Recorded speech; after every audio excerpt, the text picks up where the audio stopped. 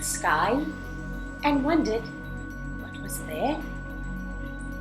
What is higher than the birds, past the clouds, and even further than the moon?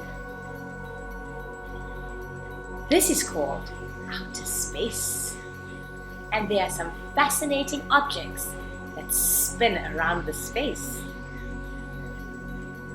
Let's imagine for a moment that we left Earth behind and went to explore the solar system that surrounds it. We call it the solar system because everything in it is centered around the sun. Solar means something to do with the sun. The sun is a star, just like many of the stars that you see in the night sky. Only it's very much closer to us. Now, even though I say it's closer than most stars, it's still very, very, very far away from Earth. And that's why when we look at the sun, we think it's very small, right? The sun is in fact the biggest object in the solar system. The sun is also more than 100 times bigger than Earth. Now, the sun holds the solar system together. How does it do this? Have you heard of the word gravity before? Gravity is that force that keeps us on the ground. Up in space, in most other planets, there is no gravity. When astronauts go into space, they wear spacesuits. And if you've ever watched a video of an astronaut in space, you would see that he floats and bounces around space. Now, the sun has this force of gravity that we have on Earth. And the sun pulls all the planets in the solar system around it, and they spin around the sun. This action of the planets spinning around the sun is called an orbit. If I have to explain orbit, if I have my stool right here and I go around it one time, I have orbited the stool one time. Just like that, when the planets go around the sun, it is called an orbit. Now, the sun is also what allows us to live on Earth. Without the sun, there would be no heat. There would be no light. We would be in darkness. Can you think of something on Earth that requires sunlight to live?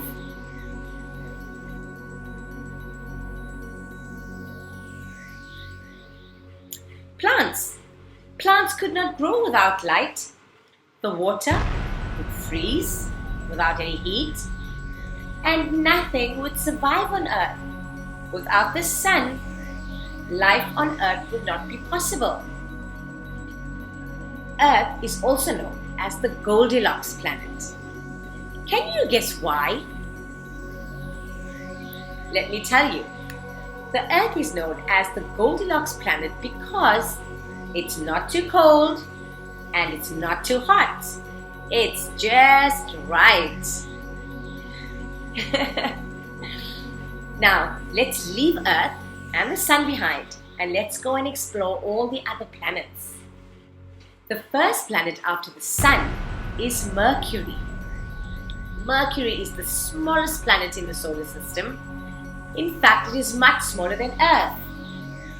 Mercury can also be seen with the naked eye, although I must warn you, it doesn't look much like a planet when looking at it with the naked eye. It looks very much like a star. A very bright star. Mercury is a lot like our moon and has a rocky surface and craters on it. It has no moon of its own and no air to breathe. We probably wouldn't enjoy visiting Mercury. Mercury takes 88 days to go around the Sun. That is to make one complete orbit. After Mercury comes Venus.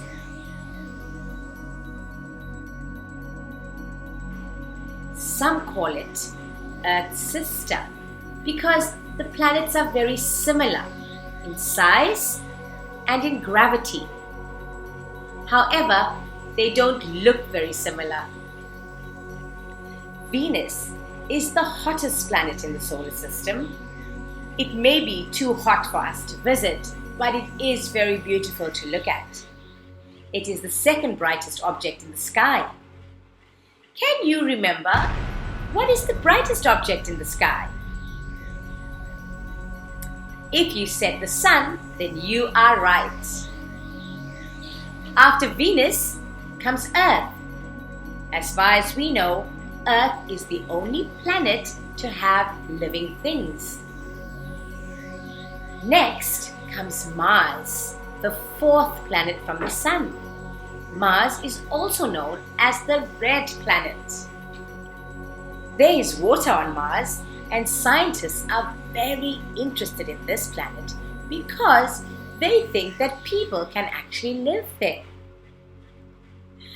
There have already been rockets that are sent up to space to the planet Mars, and every day they are collecting new information and sending it back to Earth. Would you like to live in Mars one day? Jupiter comes next. Jupiter is the largest planet. It is so big that 11 Earths can fit next to each other to fit across the middle of Jupiter.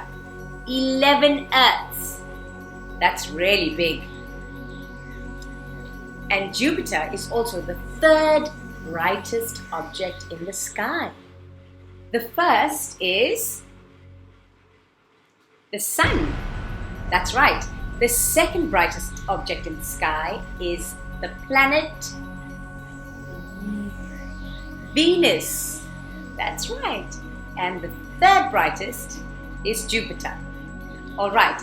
Jupiter has 67 moons around it, and you can see these with a telescope. After Jupiter comes Saturn. Saturn is famous for its beautiful rings. Now, you may not have known this, but those rings are actually made of tiny ice particles as well as rocks and dust. Saturn has more than 60 moons orbiting around it. Even though Saturn is so big, it is very light. So if Saturn was placed in your bathtub, it would actually float. The next planet after Saturn is Uranus, the seventh planet from the Sun. Uranus is covered with a blue gas, which gives it its beautiful blue color. Very similar to Uranus is Neptune. Neptune also has a blue color, although it is a little darker. Now, Neptune has 14 moons that orbit around it, and that is how many we actually know about. There could be more. Neptune is so far away that it takes 164 years to go around the Sun. That's a long time. Now, you may think that I have forgotten about somebody. Pluto? Have you heard of Pluto? Well, because Pluto is so small, even smaller than many moons, it was declared that Pluto is a dwarf planet. This was done to show that Pluto was just like other planets, but very, very much smaller. This leaves us with 8 official planets. I'm going to have a go at saying the names of the planet, and you can try after me. All right? Mercury, Venus, Earth, Mars, Jupiter, Saturn, Uranus, Neptune. That makes the 8 planets of our solar system. I hope you enjoyed exploring the solar system with me. See you next time.